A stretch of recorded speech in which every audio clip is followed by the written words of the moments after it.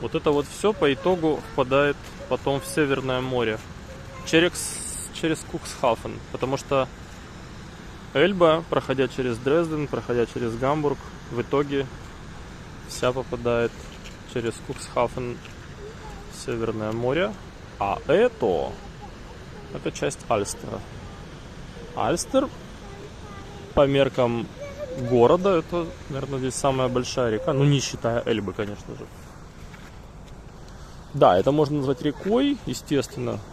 Довольно большой приток Эльбы.